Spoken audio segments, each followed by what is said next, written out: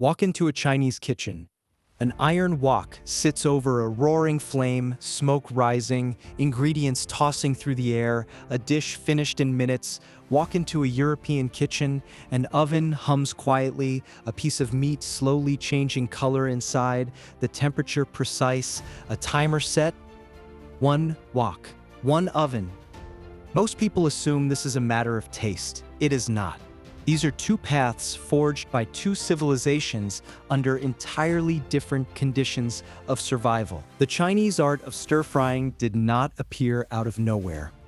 Iron tools spread during the Han Dynasty, and by the Song Dynasty, thin-bottomed iron woks had entered ordinary households on a massive scale. Combined with open-flame stoves, the technical foundation for stir-frying was in place. But what truly gave birth to stir-frying was a far more practical pressure: not enough fuel. Throughout Chinese history, population density was extremely high and firewood was chronically scarce. The defining feature of stir-frying is fierce heat, extreme speed, a dish finished in minutes, no need to burn fuel for hours. This was a cooking method forced into existence by the need to save every stick of wood. Europe took a different path. Land was vast, population sparse, forests abundant. A hearth could burn all day. A piece of meat could hang over the fire and roast slowly, a luxury unimaginable in ancient China. Europeans cooked with clay pots, copper vessels, and cast iron, but lacked the thin-bottomed wok suited for rapid tossing over open flame. The hearth, and later the oven, became the center of the Western kitchen. Roasting and stewing became the dominant methods, and they remain so today. Fuel was not the only reason, but it determined which method was most easily amplified, passed down, and fixed into tradition. Food itself was another layer. China was an agricultural civilization. Grain was the staple, vegetables were plentiful, but meat was scarce. A family might have only a small piece of meat. How do you make sure everyone gets a taste? Slice it thin, toss it into the wok with a heap of vegetables, let the flavor of the meat seep into every strand, serve it over a big bowl of rice, and everyone eats well. Stir-frying was the best possible strategy for making the most out of the least. In Europe, animal husbandry was far more developed. Per capita meat supply was much higher than in ancient China. A whole piece of meat was a meal in itself. Roast it directly, no need to slice it thin to stretch it further. Large cuts of meat are naturally suited to roasting and stewing, not to stir-frying. The Chinese did not prefer stir-frying, and the Europeans did not prefer roasting. Dense population, scarce meat, and limited fuel led one way. Sparse population, abundant meat, and plentiful fuel led the other. At its root, this was never a choice of taste. It was a strategy for survival. Once a survival strategy takes hold, it carves out an entire cultural valley. Stir-frying demands that ingredients be cut small and thin beforehand, so China developed an extraordinarily refined system of knife work. Shreds, slices, cubes, mince, chunks, strips, each cut corresponding to a different dish. By the time food reaches the table, everything has already been cut. All you need to do is pick it up. Chopsticks are enough.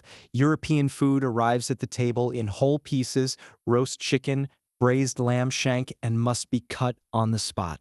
A knife and fork are essential. The difference between chopsticks and cutlery is not rooted in cultural preference. It is rooted in cooking method. Then there is flavor. The extreme heat of stir-frying generates what the Chinese call wok hei, the breath of the wok. The surface of each ingredient sears in an instant, releasing an aroma that neither roasting nor stewing can produce.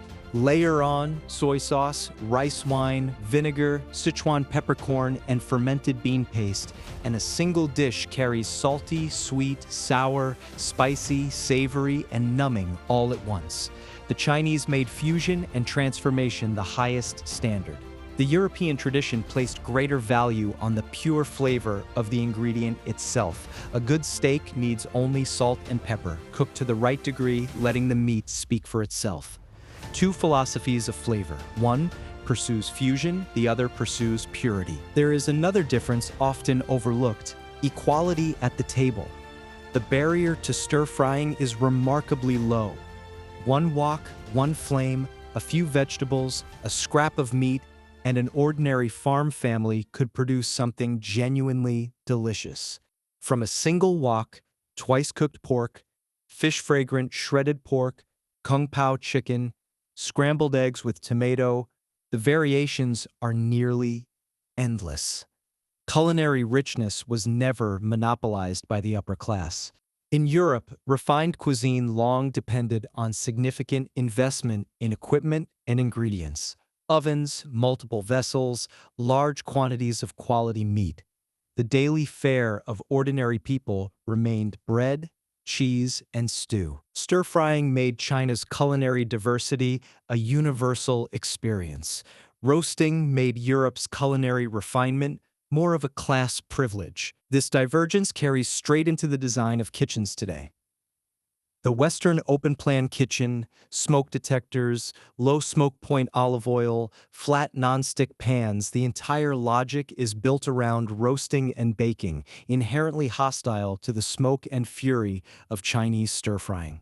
Chinese families, even in modern apartments, keep their kitchens enclosed and their gas burners powerful, all for that irreplaceable breath of the wok. A survival choice made 2,000 years ago is still written into the walls of two kinds of kitchens. Inside a wok, every ingredient tumbles together, colliding into new flavors through the chaos. Inside an oven, each ingredient holds its place, reaching its best self at a precise temperature. One method of cooking pursues fusion, the other pursues purity. Did culture shape the way we cook, or does cooking reflect who we already are? Perhaps neither. Perhaps the same set of constraints, resources, population, land, shaped both at once. You think you are choosing a flavor. In truth, you are continuing a way of life shaped by thousands of years of survival. A wok and an oven were never just tools. They are vessels that carry the memory of two civilizations.